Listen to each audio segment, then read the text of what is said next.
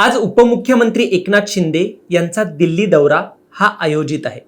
आता हा दौरा जेव्हा होतोय त्याचं टायमिंग पाहणं देखील महत्त्वाचं आहे, कारण की देश पातळीवरती आणि राज्य पातळीवरती सध्या वेगवेगळ्या घडामोडी घडतायत। त्यातली पहिली घडामोड म्हणजे शिवसेना पक्षाची सुनावणी ही कोर्टामध्ये सुरू आहे, सुप्रीम कोर्टात सुरू आहे, जी दिल्लीमध्ये सुरू आहे। पुन्हा हिवाळी अधिवेशन देखील दिल्लीमध्ये सुरू आहे।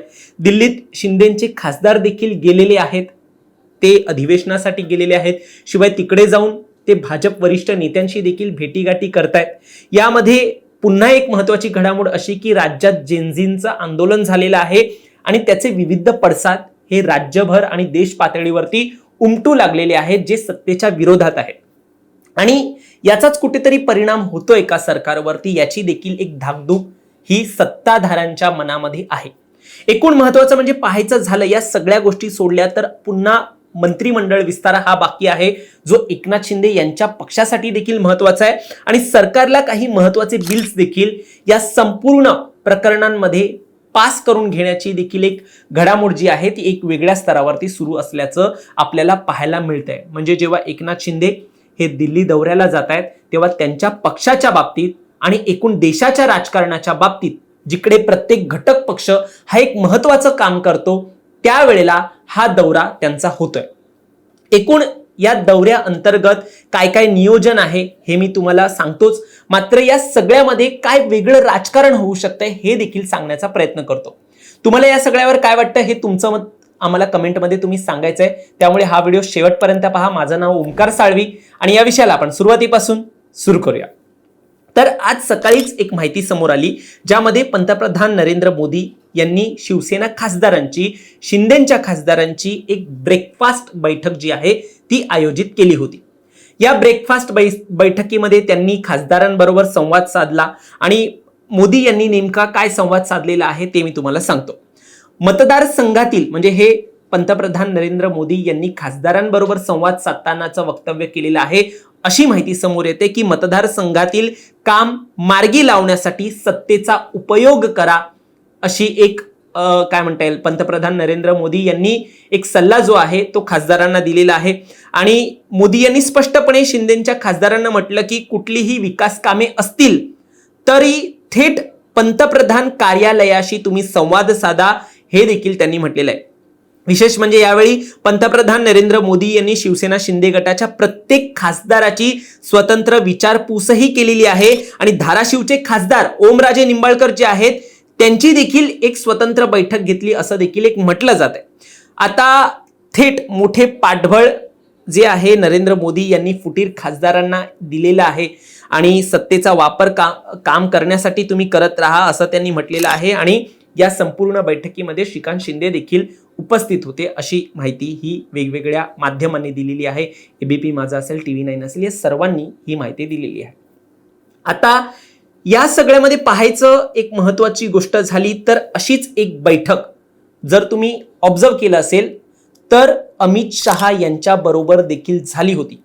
आणि या बैठकीमध्ये देखील ओमराजे निंबाळकर यांनी ट्विटमध्ये लिहिलेलं की बघा आमची ही अमित शहा यांच्याबरोबर बैठक झाली, त्याचे फोटो देखील समोर आले होते आणि त्यावेळेला देखील एक स्वतंत्र फोटो अमित शहा यांचा ओमराजे निंबाळकर यांच्याबरोबर आपल्याला दिसतोय। आणि यामध्ये महत्त्वाचं म्हणजे विकास कामांबाबत चर्चा झाली असा जो दावा जो आहे तो त्या ट्विटमधून करण्यात आलेला आहे ओमराजे निंबाळकर यांच्याकडून।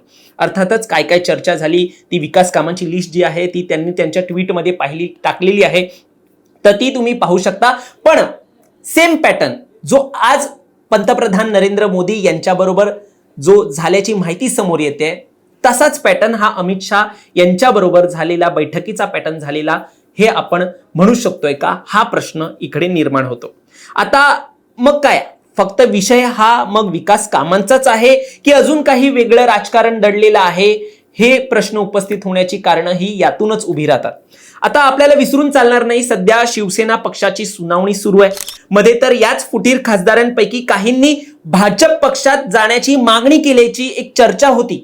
म्हणजे आपण शिवसेनेमध्ये कशाला, आपण भाजपमध्येच जाऊया, अशा प्रकारची मागणी जी आहे ते फुटीर खासदारांपैकी काहींनी केलेली ही माहिती समोर आलेली। आणि त्यामध्ये म्हटलं गेलं की ओमराजे निंबाळकर हे तर आघाडीवरती होते, एकूण त्यात भाजप हा प्रत्येक वेळेला निंबाळकर यांच्याशी ज्या प्रकारे स्वतंत्र बैठक करतोय, त्यामुळे मग पुन्हा भुवया उंचावतात की ही फक्त मग चर्चाच आहे की काय वेगळ्या राजकारणांची घडामोड आहे, असा प्रश्न मग निर्माण होतो.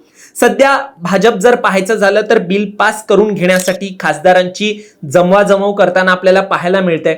मग मध्ये बातमी आली की हिवाळी नंतर आपण एक स्पेशल अधिवेशन जे आहे ते या बिल पासिंगसाठी घेऊ, पण ती बातमी देखील सूत्रांच्या हवाल्याने माध्यमांनी चालवलेली आणि मग पुन्हा आता अशी बातमी आहे की असं कोणतं स्पेशल अधिवेशन तरी होणार नाहीये. पण पुन्हा तीच गोष्ट की सरकारचं अजून जे बिल पासिंगचं जे आहे, डिलिमिटेशन असेल किंवा महिलांचं जे आरक्षण असेल, ते बिल जे आहे ते अजूनही अडलेलं आहे. मग अशामध्ये प्रत्येक खासदाराला सोबत घेऊन, म्हणजे आता या बैठकी होत आहेत त्यामध्ये मग प्रत्येक खासदाराला सोबत घेऊन आणि मग साम दाम दंडभेद या गोष्टी वापरून मग ते इतर खासदार जे आहेत ते देखील आपल्याबरोबर जोडता येतील का, या सगळ्याचा प्रयत्न हे भाजप करते का, हा देखील प्रश्न आहे. राजकीय वर्तुळात मग अशी चर्चा निर्माण होते की मग शिंदेच्या खासदारांना असं भेटण्याचं कारण काय असू शकते, प्रत्येक खासदाराबरोबर संवाद साधण्याची ही वेळ काय येते. आणि यामध्ये पुन्हा मंत्रिमंडळ विस्तार जो आहे तो देखील बाकी आहे. मग शहा यांचा निंबाळकर यांचं जे प्रतिप्रेम आहे, म्हणजे स्वतंत्र बैठक, एक स्वतंत्र फोटो आपल्या समोर येतो किंवा मग ती स्वतंत्र बैठक होते म्हणून तो फोटो येतो का, म्हणजे त्यांच्या प्रतीचं प्रेम हे भाजप वरिष्ठांचं लपलं जात नाहीये का, हे देखील आपल्याला पाहावं लागेल. आता मंत्रिमंडळ विस्तारामध्ये म्हटलं जातंय की संजय जाधव यांना कुठेतरी मंत्रीपद हे मिळू शकतंय, कारण की त्यांचं एक्सपिरियन्स जास्त आहे, अनुभव चांगला आहे त्यांचा, पुन्हा ते निंबाळकर यांच्यापेक्षा वरिष्ठ आहेत राजकारणामध्ये, तर त्यामुळे त्यांना मंत्रीपद दिलं जात आहे. आणि या सगळ्या शर्यतीमध्ये, मंत्रिमंडळ विस्तारामधील मंत्रिपदाच्या शर्यतीमध्ये ओमराजे निंबाळकर यांना देखील यायचंय का, म्हणून ते प्रयत्न करतायत का भाजप वरिष्ठांना भेटून किंवा त्यांच्याशी चर्चा करून, असा प्रश्न उपस्थित राहतो. आता अर्थातच ओमराजे निंबाळकर हे ठाकरेंच्या अगदी जवळचे नेते होते. शेवटपर्यंत निंबाळकर यांनी पक्षामध्ये येत आहेत की नाही येत आहेत असा प्रश्न निर्माण झालेला आणि शेवटपर्यंत ती गोष्ट ताणली जात होती. मग ही खासदारांची फूट होते की नाही हा पण मग प्रश्न, हा ओमराजे निंबाळकर हे काय ठरवतायत यावरून होणार आहे, असं देखील एक चर्चा होती. मग पुन्हा आता ओमराजे निंबाळकर यांच्याबरोबर मग ती सविस्तर चर्चा होते, वेगळी बैठक होण्याच्या ज्या बातम्या समोर येत आहेत त्यानुसार मग संजय जाधव यांना नाकारून निंबाळकर यांना मग मंत्रीपद देण्याची चर्चा सुरू आहे का, हे एक प्रश्न आहे. किंवा 3 मंत्रीपद, म्हणजे श्रीकांत शिंदे यांना मंत्रीपद, संजय जाधव यांना देखील मंत्रीपद आणि ओमराजे निंबाळकर यांच्याशी वेगवेगळ्या चर्चा भेटीगाठी सुरू आहेत म्हणून त्यांना देखील मंत्रीपद, असे 3 मंत्रीपद शिवसेनेला मिळत आहेत का, हे सगळं आपल्याला पुढील काळामध्ये पाहायला मिळेल.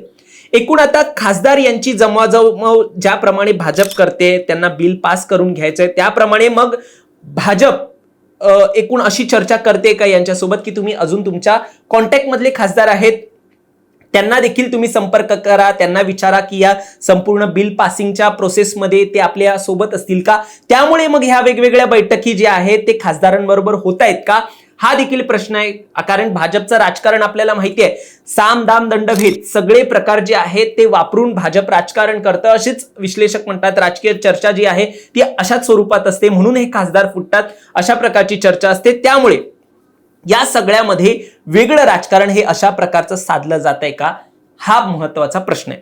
आता म्हणजे झाले ओमराजे निंबाळकर यांची बैठक झालेली आहे, अगोदर अमित शहा यांच्याबरोबर झालेली आहे, वेगवेगळे खासदार जे आहेत ते एकत्र एनडीए बरोबर चर्चा करतायत, ब्रेकफास्ट चर्चा होते, या सगळ्या चर्चा होत आहेत, खासदारांबरोबर होत आहेत.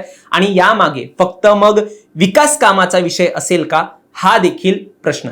आता एकनाथ शिंदे हे आज दिल्ली दौऱ्यावरती आहेत, त्या अगोदरच खासदारांबरोबर ब्रेकफास्ट चर्चा जी आहे ती पंतप्रधान नरेंद्र मोदी यांनी केली असल्याचं म्हटलं जात आहे. पण शिंदेचा दिल्ली दौरा होणं यामागे म्हणजे अजून एक कारण देखील सांगितलं जात आहे. ते कारण म्हणजे जेनझींचं जे आंदोलन झालेलं आहे त्यामुळे राजकारणामध्ये वेगवेगळे पडसाद जे आहे ते राज्य स्तरावरती एक समोर येत आहेत, ते पडसाद समोर येत आहेत आणि त्यामध्ये मग अभिजित दिपके सारखं नेतृत्व समोर येत आहे. मग त्या ज्याप्रमाणे ते विरोध करतायत त्यामध्ये एकनाथ शिंदे यांचे आमदार जे आहेत ते दिपके यांना जाऊन भेटतायत. मग या सगळ्या घडामोडींना कसं पाहायचं किंवा याकडे याला कसा एक हँडल करायचं, या सगळ्या चर्चेसाठी देखील एकनाथ शिंदे हे अमित शहा आणि नरेंद्र मोदी यांच्याशी भेटू शकतील. म्हणजे एकूण या पडसादांवरती प्रत्येक खासदारांच्या विभागामध्ये काय काय याचे पडसाद उमटलेले आहेत, सत्तेबरोबर अजूनही लोक आहेत का, याची देखील चाचपणी होऊ शकते असं देखील आता म्हटलं जात आहे. आता मंत्रिमंडळ बैठक जी आहे, विस्तार जी आहे, ती आपल्याला पाहायला मिळेल पुढील काळामध्ये. पुन्हा मतदारसंघाची प्रलंबित कामे आहेत त्यांची चर्चा जी आहे, या सगळ्यासाठी एकनाथ शिंदे हे वरिष्ठांशी भेटतील आणि दिल्लीमध्ये जी सुनावणी सुरू आहे शिवसेनेची नाव चिन्हाची, त्यावरती देखील काय आपण केलं पाहिजे, त्याचे राजकारणाचे जे वेगवेगळे बाबी आहेत ते देखील भाजपकडून समजून घेण्याचा प्रयत्न हे एकनाथ शिंदे पुढील काळात करू शकतात. तुम्हाला या सगळ्यावर काय वाटतं? म्हणजे एकनाथ शिंदे यांचा जो आता दिल्ली दौरा झालेला आहे, शिवाय हे जे खासदारांच्या बैठकी होत आहेत त्यावरती तुम्हाला काय वाटतं? तुमचं मत देखील आम्हाला कमेंटमध्ये नक्की सांगा.